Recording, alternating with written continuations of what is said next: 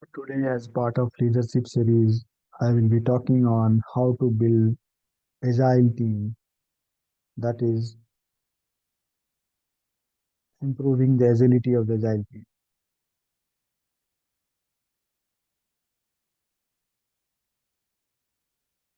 There is a lot of buzz around agile team today. It is recognized that in the complex, uncertain, and very fast moving world, we need to have agile team that can respond quickly to change. How do you do that? That's why we are going to learn in this video really simple, clear, practical ideas that you can implement straight away to building an agile team. Enjoy your learnings. So we have looked at the control cycle and now we are questioning what we can use it for. Well, in the first video, we have learned about using the control cycle to move forward towards achieving our goals. In other words, we can only achieve goals when we are performing all five of the control cycle control activities. In this module, we are going to be looking at how to build an agile team in today's complex, uncertain, and rapidly changing world. Agility is extremely important.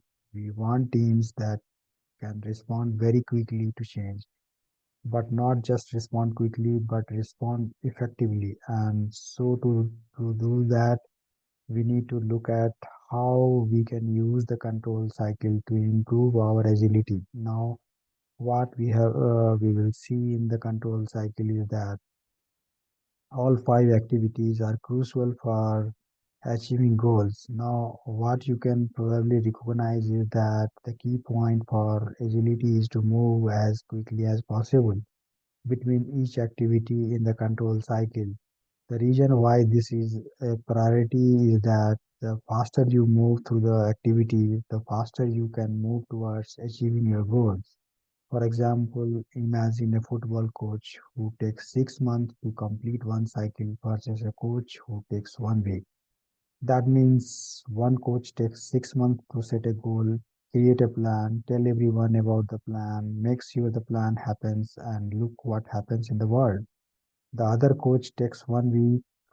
They are very quickly setting goals, building plans, communicating them, making sure they have implemented, and then looking to see what has changed.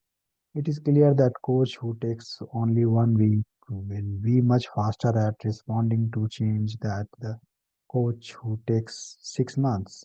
Based on this, who do you think is more likely to be successful? It is going to be coach who takes 1 week because they have been moving very faster towards achieving their goals.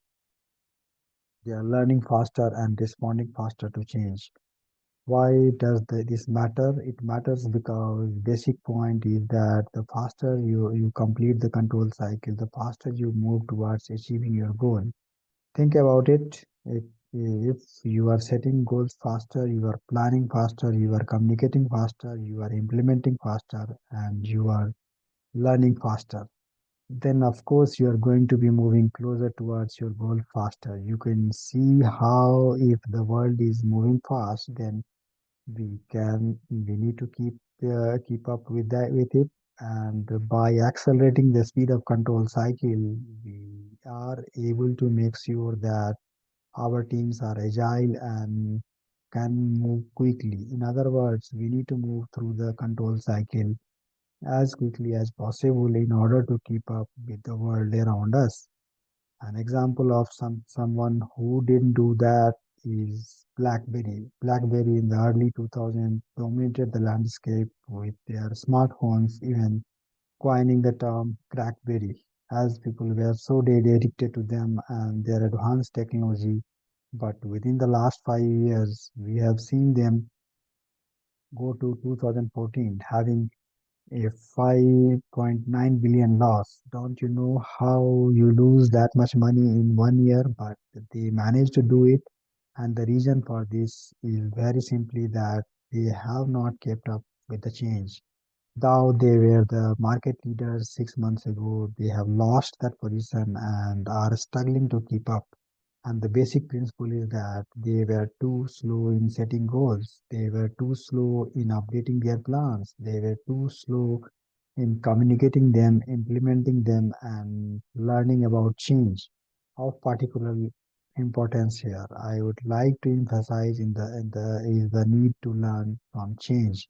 That is something, as I emphasized in the last video, that typically management is very bad at learning from change is a crucial element of the control cycle. So, in summary, what is the key point here? The key point is that as a 21st century leader, you need to maximize the speed of the control cycle to create more agile and responsive team or organization. The faster you make the control cycle happen, the faster your team can respond to change. That's why we have developed a very simple framework, a tool that you can use right now to work out how you can improve the responsiveness of your team.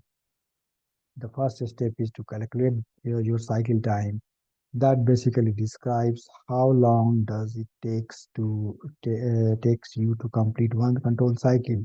Here is how you use it. You need to look at the steps 1, 2, 3, 4, and 5 in the diagram in front of you and calculate how long does it take you to do each one. How long does it take you to set goals, create plans, inform others about the plan, implement the plan, and learn about the change. Is it a couple of hours? Does it couple it take a example of days, weeks, or months? You need to think about it in terms of until the activity is successfully completed. So how long does it take you to actually set a goal, to create plan, tell others about it, so on and so forth. And then as the second part of the equation is calculating the transition time, because it is not just that you have done it, you actually need to move to next stage. So for example, it is not just about setting a goal, it is how long does it then take you to move towards the planning stage. For example, you might be able to set goals in one day, but if it then takes you 1 week to move towards the planning stage, that's obviously 8 weeks in total. So even though you are setting goals quickly, it is taking you time, long time to get towards the planning stage. And you can see that with the letters A, B, C, D, and E on the diagram. So what you need to do is add up how long it takes you to perform all 5 activities and then add up how long it takes you to move through each one of the stages.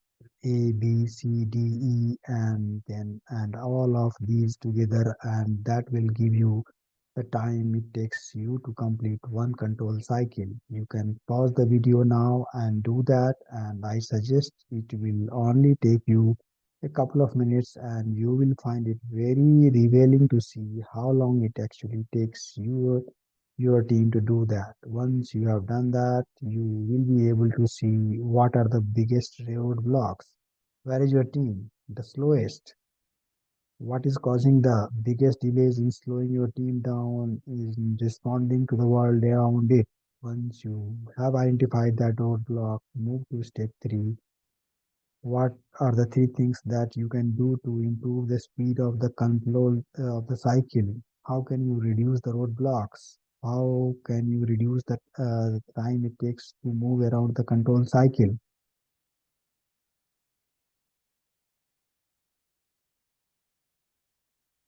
In summary, what we have learned in this module is that you need to maximize the speed of your control cycle to keep up with the rapidly changing world. By moving faster, we have more agile teams. To do that, you can use our framework that all allows you to measure the speed of your control cycle. Finally, keep it practical and focused on the task in hand. Is your job to make sure that your team and organization have the fastest possible control cycle. That is your responsibility as a leader. So make sure that you always working on the ways to improve the speed of your control cycle to build an agile and high performing team.